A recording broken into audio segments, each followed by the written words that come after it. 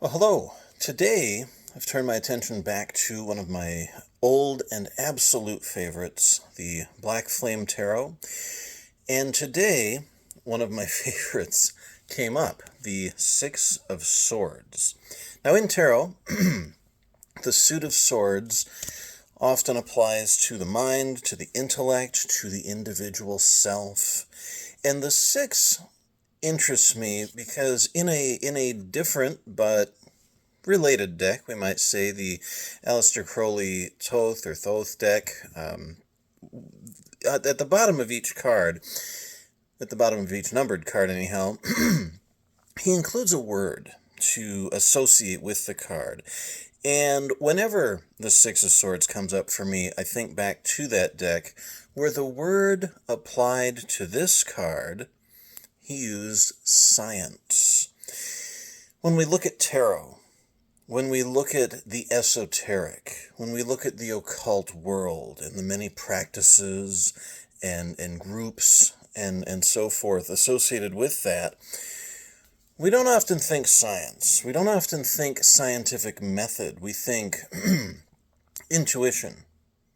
We think feelings. We think impressions. We think along those lines, and we may easily delude ourselves into thinking that those reign supreme, that they don't require or shouldn't have any balancing factor whatsoever. And so whatever idea comes to mind, or feeling comes across, or impression we get right off the bat, rules and takes the reins and guides us rather than the other way around. But when we apply the Six of Swords, a little healthy skepticism gets introduced.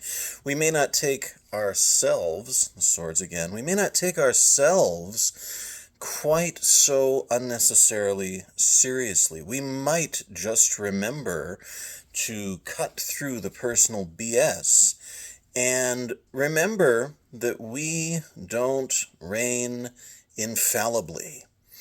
We have limitations as individuals. We have drawbacks. We have deficits. Applying that scientific method, applying trial and error, keeping records of our successes versus our failures will help us not only to get a more clear, accurate depiction and understanding of things and of ourselves, but of our practices and their relative value. Maybe you just suck at mirror gazing. Fine. Move on to something else. Because maybe you do really well with tarot, or with I Ching, or with meditation, or with any number of things.